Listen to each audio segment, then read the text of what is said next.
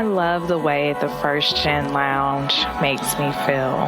Because it creates a space where I belong, where we're able to create community. The fact that it's a community. It's a safe place. It also gives me a place to understand different perspectives. The stories of these individuals prescribe transformational perspective. I receive encouragement, enlightenment, empowerment. And also serve as a catalyst to just keep going. Where we're able to be our true selves. I'm allowed to be an unapologetic first gen. And above all else, tell our story. And every episode is unique. I love it. I'm your host, Dr. Eve, and I'd like to welcome you to the First Gen Lounge. Extremely happy to be here today. It is beautiful in North Carolina. I am here with the newly minted, I'm going to say it. You ready for me to say it? Yes. Dr. Tasha Gardner. Yes, ma'am. Congratulations, Dr. Gardner. Oh, yes. Thank you. You are so welcome. Look, I am so incredibly proud of you. I am proud of any human being who can just get through that muddy water. But especially, proud of my people. And I say my people, my Black people, because I understand the adversity of being a person of color, but then for you to be a woman, just all the layers. So congrats to you for what you have done. Yeah, I want to know, how you feeling right now about it. Like, what's the first thing that came to mind when they were like, congratulations, Dr. Gardner, you passed. I think the first thing that came to mind were all the edits. Like, people talk about that they have edits, but no one has talked about the extent of the edits that they have. And I had a pretty decent amount of edits, and I was like, I'm trying to be done. You want me to rewrite this whole thing pretty much is what it felt like. So in that moment, I was like, I do not feel like a doctor. But when I finished my edits and submitted them and, processed everything, it was like, okay, I kind of breathed at that point. It was like, I'm done. This is it. This is it. This is real. And so graduation is how long? Actually, next Thursday. Next Thursday. Wow. Yeah, that happens fast. Yeah. But again, just really, really congratulations. And it's nice to be on the front end because I believe, if I'm not saying this is one of the first things that you're doing, as a first gen doc. Yes. So I'm extremely excited to share this experience with you because when you look back in like the next 2-3 years, and you'll be like, gosh, that happened. Just all of it. And it's so much excitement. So please make sure that you celebrate yourself all year. All next year. But yes, but look, I really just want to put that out there first and let the people know, y'all, look, it's real out here that us first gens are going further and we're aiming for this education because it is so life altering. And so Dr. Gardner, if you will, please tell us about yourself. Who are you and what is it that you do? So I am originally from upstate New York. I grew up in a predominantly white area, predominantly white high school. And when I graduated, I moved down to Philadelphia, which is the opposite. And I went to Drexel University where I got my bachelor's as well as my master's. And I currently work at Drexel as well in the Center for Inclusive Education and Scholarship. And the work that I do really focuses on students of color, students from underrepresented and underserved populations, and especially first generation students. All those populations are very near and dear to me because of my own background coming from a predominantly white area. Being first generation, neither one of my parents went to college. My mom has her associate's degree and my dad went into the military. So very different experience for them. And so when it was my time to come along, they were like, good luck. We have your back. Go forward. Do what you need to do. Let us know if you need us, but we think that you got this. And so I just kind of, pushed my way through. I took breaks between all of my degrees. So I went straight through for my undergrad, and then I worked for a couple years, went back for my master's, took some time off, and then 3-4 years ago decided to pursue my doctorate and just finished that. So as of now, I'm saying I'm done. I say I'm done at the end of every degree and then something comes up. So, just kind of thinking about, what's next. Yeah, don't feel bad. I was talking to my husband the other day and I was like, you know what? I think I'm gonna go back to school. And he was quiet for a minute. And he looked at me, he was like, for what? And I was like, I don't know. And he was just like, oh, okay. But I feel you. But again, now that it's, the academic thing is done, I'm sure there's so much that you can do. And you'll find that, like I was telling you when we spoke earlier, I felt so lost after I finished school. Yes. Because that's all I knew. And I love being a student. So I'm becoming and have become a student of life and trying to engage engage myself and do different things. And I'm finding my way. And I'm like, gosh, it's almost been 4 years. It's 3.5 years now. But it's just like the time really, really flies. But hey, good luck to you in this new quest. Yes, thank you. So really curious to know, so from New York to Philadelphia, what made you even look out of state or want to leave home? So I have an older brother, and he is very outgoing. And so growing up, I was always kind of in his shadow, like whether I put myself there or other people put me there. And it was easy for me to hide behind him, not have to be as vocal, just kind of keep my head down and do my thing. But I knew that I couldn't do that for the rest of my life, that I needed to become my own person. I wanted to have my own identity because I was always his little sister as opposed to me being Tasha. And I wanted to go away because I just wanted to get away from that area. And I decided to look at schools that were far enough away that my parents couldn't come unexpectedly, but still close enough that I could get home for like a quick weekend trip. And I kind of did it based off of distance. New York City is closer, but it just seemed too intimidating for me coming from a predominantly suburban area. I was like, nah, I'm not quite ready for that. I had visited Philly a couple times in high school and middle school, and it seemed like a city that was not as big, had enough going on that I wouldn't feel lost. And so I started looking at schools just within the Philadelphia area, did a college tour with my parents, and we visited Drexel, and it just felt right. So I applied, and next thing you know, I got in. That was really awesome. Like finding your own identity, literally. Yes. Led you there. That's really cool to me. And then the other thing, I'm curious to know, this first time I'm really thinking about it in one of the interviews, what is it that made you choose though to go to a PWI over an HBCU? So quite honestly, because I have always been in a predominantly white area, I didn't know how I would fit in at a HBCU. And especially being first gen and not having anyone had any type of college experience, I just kind of kept going with what I knew. And that was staying in an environment that was somewhat diverse, not as diverse, now that I'm older, seeing that it could have a little bit more diversity, but just being able to have a more diverse experience. And even though I definitely struggled with finding fit at a PWI, I knew how to navigate it a little bit better because it's been my whole life. That's really interesting to me. It's what you know. And I hadn't really considered, I'm someone who grew up in a predominantly black neighborhood, predominantly black neighborhoods, went to predominantly black schools, and ended up going to an HBCU. It was kind of innate for me to go to HBCU because I felt comfortable, so I can understand that. But I think that's really cool, even you wanting that diverse experience and to have found that. Thinking about where you are now, even as a professional, was that something, the experience of a PWI and knowing how to navigate, something that encouraged you to go work for a PWI? That's interesting. So honestly, the job I just kind of fell into the job in a way. So when I graduated, I worked for, out in the corporate world, I worked and did consulting for 3 years. I liked it, but then I was getting to a point where it was very political and very much, making sure that I played the game, and that's just not my personality. But I was still working and connected with one of my advisors from when I was a student at Drexel, and just having a conversation with her one day, and she was like, oh, hey, we're hiring for this position. And I was like, well, I'm looking for a change, so why not? In that aspect, it was just because the job came to me.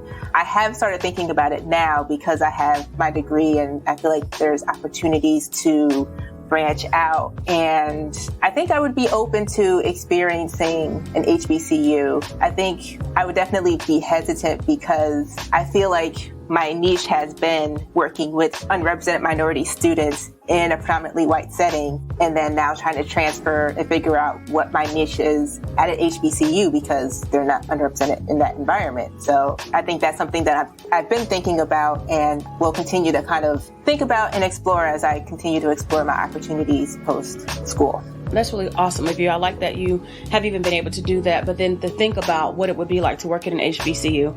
As a graduate of one, I thoroughly enjoyed my experience as a student, and I even enjoyed my time being a professional there. But I know that for me, I didn't think about how would I go back and role model, how would I work in an HBCU environment, what would I like more or less as a professional, how would this propel me forward, what would it do? So the thoughtfulness is awesome on your part.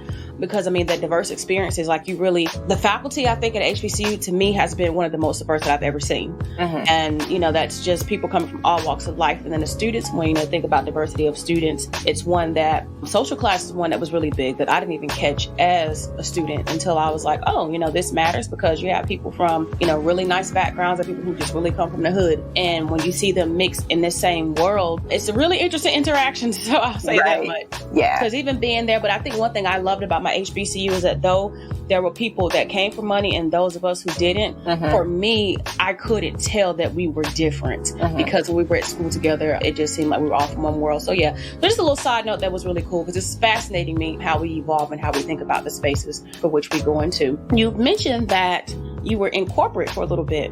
Yes. So curious to know, how has the transition been from corporate, this high, fast-paced, go get it, space to education? Because I'm sure there's some people out there thinking about leaving education to go on corporate or vice versa. So I will say that I do not regret graduating and going to corporate. I feel like I got a good introduction to what it was like just to be an employee, to be out of school, to have that experience traveling and feeling like, this jet setter going off to these not so interesting places. I had a project in Connecticut. I had a project in Baltimore. But to me, it was just exciting. I think I got to a point around after my second year of working there that it didn't feel good to me. It didn't feel right. I was actually at a project in a very remote area of Pennsylvania. I can't remember, like Morgantown or something to that effect. And the project site was the city was all white.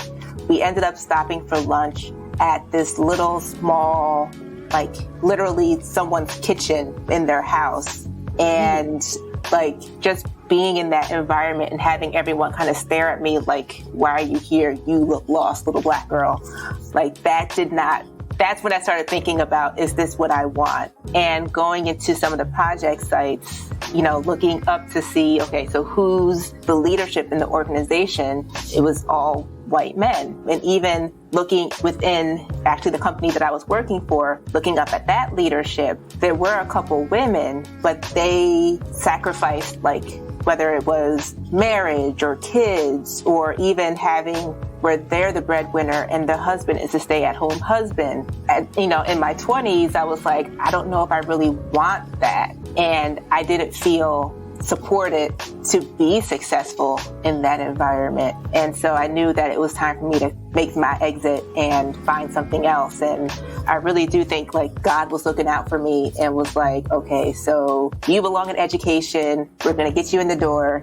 Here's your connection. And, part of the reason why I'm still at Drexel after almost 13 years professionally, not only because I'm an alum and I understand the student experience, but there are moments where I don't always feel like I belong, but they are few and far between. This has just been home for me. So that's really good. And it's really good to hear that you had a positive professional experience in higher education.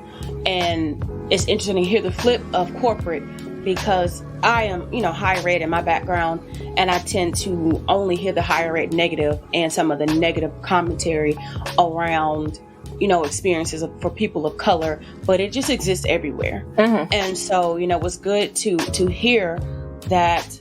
People in the spaces just really be reminded that you can't escape it, you can't run from it. No. Because even when we go to places where, it's predominantly women or it's predominantly, Black or Latino, there's still things to worry about. Sometimes it's class, sometimes it's age, sometimes it's sex. So there'll always be something. So thank you for helping remind us of that through what you've experienced. However, demonstrating that we can find our space. Yes. And that we'll find a place, because 13 years is a while to hold on to a job. Yes. And I think that's really, especially now, we're all over the place, and I'm definitely one of the people who was like, this don't work by. But whereas you found that home. So I'm really excited about that, very much so.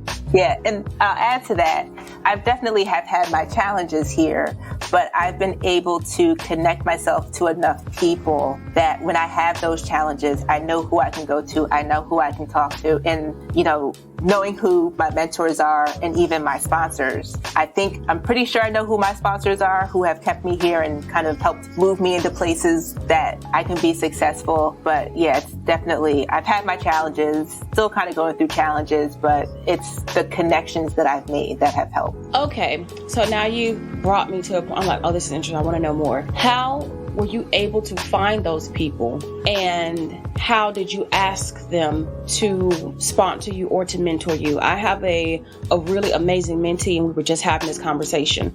And so, how you even talk about sponsor and mentor, that's not something that's always taught in higher education. Mm-hmm. It's more mentor. So can you even go back and differentiate the two? What is a sponsor and what is a mentor?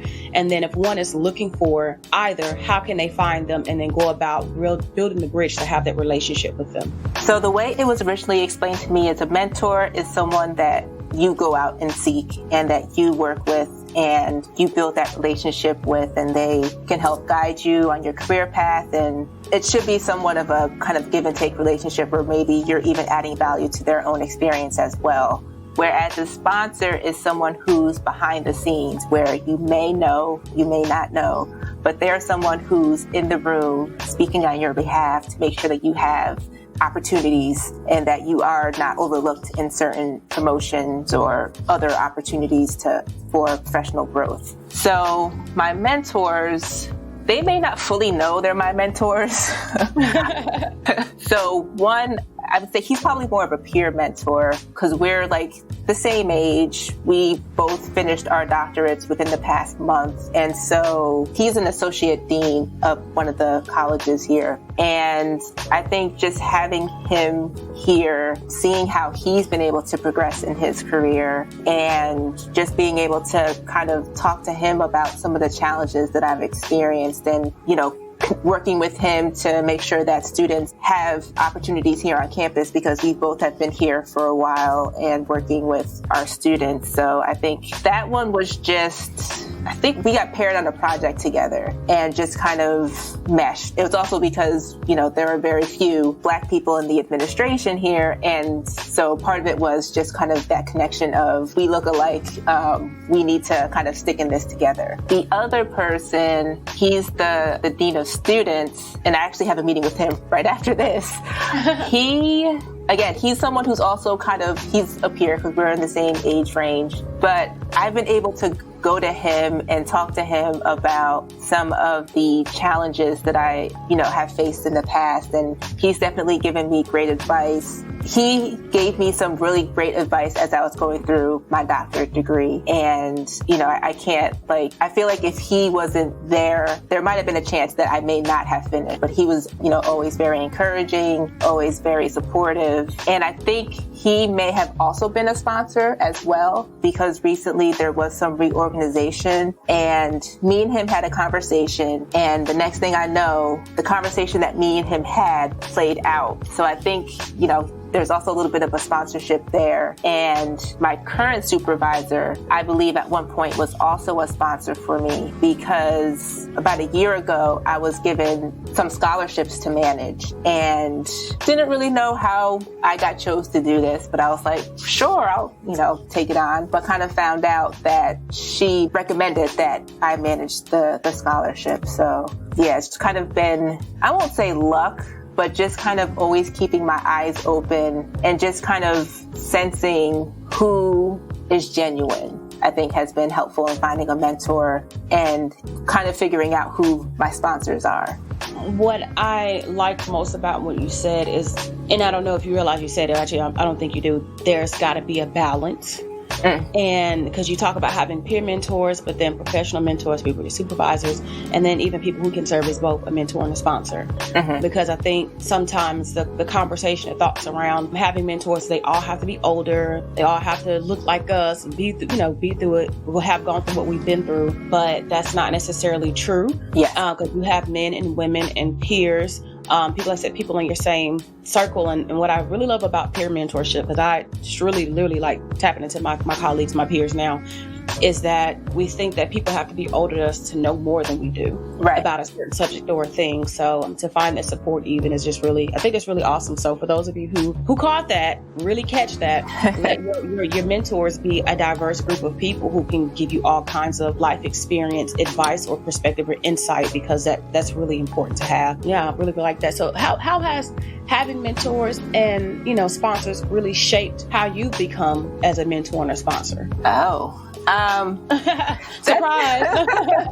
Yeah, I think, and it's funny because sometimes I don't look at myself as a mentor, but then when I'm having conversations with students or even hearing students just talk on panels and they're like, oh, well, Tasha was helpful to me. And it's just like, oh, wait, they're talking about me. I try to absorb as much as possible. I tend to not be very vocal. I tend to listen way more than I talk. And so I take everything in, and then when it's time for me to be the mentor, I make sure that I reflect on what has been told to me and passing on that information, and just being open to my students, being real with my students, I think is really important, because sometimes I have to sugarcoat something sometimes because, that professional, I have to represent the university, but there are times where it's like, all right, we need to have a real conversation, like you need to make a choice. So being able to really be open and honest with students, I think I've had that from my mentors, and that's one thing that I pass down to the students that I work with and serve as a mentor for. Like, I have one who I feel like he's finishing up his master's right now. He graduates next weekend as well up at Syracuse. And in many ways, I feel like he was more of a mentor to me than I was to him. But he always kind of refers to me as his mentor. And it's like, dude, like, you're the one who, like, I saw his plan of action and what he wanted to do with his life. And I was like, dang, I need to get myself together, because he's like, 15 years younger than me, and he's got his whole life plan mapped out. And I'm still trying to figure out what I want to do when I grow up. So I think it's also, going back to that give and take relationship of, as much as I give, I'm also in a way taking from them and hearing about what their dreams and goals are, and reflecting on how I can think about my own. I love that, because that's something that really, really excites me when it comes to my mentees, and I have a lot of them. So shout out to all my babies. It's really exciting to be able to pour into them, and then to like, hey, really? That's what I got from that? That makes sense. Giving them advice and realizing you need to take your own advice is one of the things that greatly intrigues me too. So yes. I definitely love it that we both can be reflective in that sense. While I'm even thinking about reflection, something I've been doing lately is doing a lot of reading. And when I finished my doctorate, I was like, I'm done. I'm not reading again. I'm so sick of it. But I'm curious to know, because hey, I don't know, you might be one of the people who's just like, yeah, I've read something by the way. But is there anything that you've read lately that's been interesting, or like an article? It could be a book, something that has had you like, that's interesting. So I'm actually reading Creative Quest by Questlove right now. Wait, you're reading? Oh my gosh, you're a good one. You're a good one. I was like, forget this, I'm over it. Well, I didn't say I read consistently or frequently, but I open the book every once in a while. And I feel like, because I'm always trying to figure out what's next for me, even though there's a part of me that's like, I just finished, take a break, just relax. But I'm like, okay, what's next? I need to keep moving. I need to keep figuring out, what's next. And so I decided to kind of take a different approach and reading Creative Quest. I'm only like 2 chapters in. So we're just kind of thinking about stepping out of my box and stepping out of my comfort zone, because Drexel is my comfort zone. I've been here for 13 years. So it's kind of thinking about at some point leaving that comfort. Okay, that's fair. So just curious though, how do you stay challenged in spite of being in a place where you are comfortable? Ooh, booyah! That was an interesting question. I'm actually proud of myself for that one. That is a good, I think it's, part of it is staying on top of all the changes that happen. Okay. Because people come and go, and so it's learning new people and learning new processes. I think now my challenge is building programming for our students that is I don't want to say holistic, but that is what they need, but it's also better collaborations with other departments. One of the challenges is we're a large institution and every department does their own thing. And so one of the challenges that I'm now trying to overcome is how can we bring some of these offices together to do one really great program as opposed to everyone doing their own small program that may not be as wonderful. So it's really building on that collaboration or building better collaboration and partnership. And I could dig that. That's a really, really interesting perspective to me because I'm like, yo, you're right. Because you are the one who stayed. And I don't know, for some reason, in some areas of higher ed, it's like a revolving door. People are in and they're out. And when new people come in, they have their own ideas and want to change things. So that's very insightful. So to those of you who might get bored sometimes, I'm just admittedly one of those people. I was like, I'm bored with this, but I'm the person that has to be doing everything all the time. But then for those who are looking for a challenge or change, like you've been saying, there's change and challenge in your environment and you just have to see it and be a part of that too. So gosh, you're a rock star. See, look, you handled that question like a pro. You did your thing. You good at what you do. You good at what you do. I'm with you. I'm with you, Dr. Gardner. Yeah. I have to say that a lot because when I first finished my doctorate too, I had a really dope mentor and actually a peer mentor, somebody who became a friend over my lifespan. I'm gonna just go ahead and shout him out, Dr. Donald Mitchell. And he's a rock star and he used to always tell me, all right, doc, let's get this done, doc. But he helped me to assimilate to this new identity because, here we are, and you and I both, we're first generation and we're doctorates. And what does this mean? And how do I act? And what does this look like? And how do I carry myself? How do I talk? How do I engage? And he's like, be yourself. I'm like, but I'm a doctor now. But it's like, yeah, because you're the academic and you're the genius and you're wonderful. But even as a Black man, he poured into me. Yeah. And, I appreciated his love and his care and his support. But he also let me know, so when you show up as a minority and as a woman and you're in spaces where people don't look like you and they may not act like you, he was like, don't forget that you are a doctor and you belong in that space. And that one took me. So here we are, peer mentoring each other. Definitely just thinking about owning that as a first gen. But it's something I want to just touch on quickly with you too. You don't have one of those first gen backgrounds, I recall, that you really came from hardship. Is that right? Correct. I mean, I grew up probably lower middle class area. We had a house, 2 cars, front yard, backyard, side yard, because I live in the city.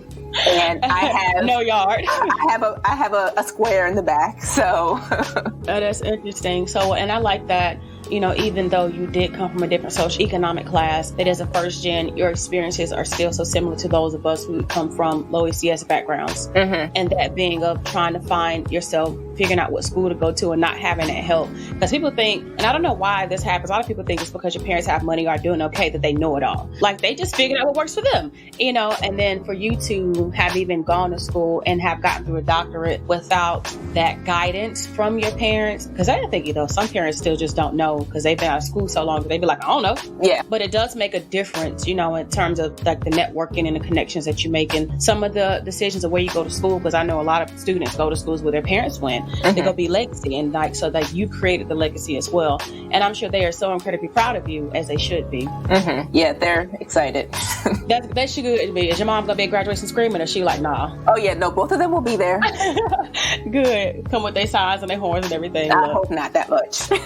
Mom, dang, I ain't got enough time to release this one, so you got lucky. I'm gonna let your mama know.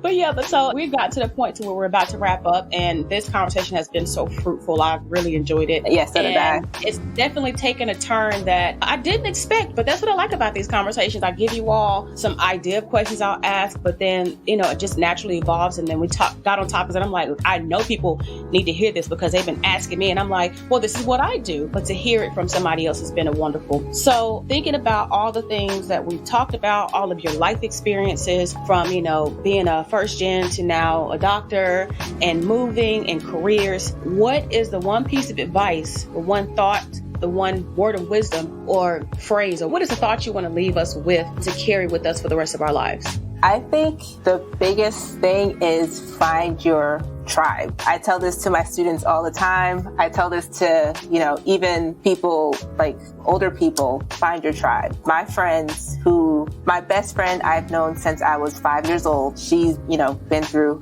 her marriage, her kids, and we are still friends 30 some odd years later. And then even my friends from college, they will all be there at my graduation next week because that's the bond that we have. And if I didn't have any of them, again, I don't know if I would be at this place. I don't know how sane I would be because sometimes they have been very helpful in distracting me, taking me out of my comfort zone. I have one friend who I call the eternal optimist because you may have a negative and she will immediately turn it into a positive. But no matter what walk of life you're in, finding your tribe and just giving in to them, letting them just kind of steer you sometimes because it's needed. Amen. Well, look, Dr. Gardner, you have been an absolute joy. The other thing, where in the world can we find you in the social media or internet space? Where can we connect with you if we'd like to follow up? Sure. So I'm on Facebook, just my regular name, Tasha Gardner, and I am on Instagram as iSparkCreative. Nice. So y'all go connect. If y'all have questions, want to just learn a little more, talk a little more, make a connection. Dr. Gardner is here. Dr. Gardner, thank you so much for all of your time, for your wisdom. Yes, thank you. Thank you for having me. This was a great experience, and I'm looking forward to continuing connecting with you. Absolutely. Me too. Thank you. Thank you so much.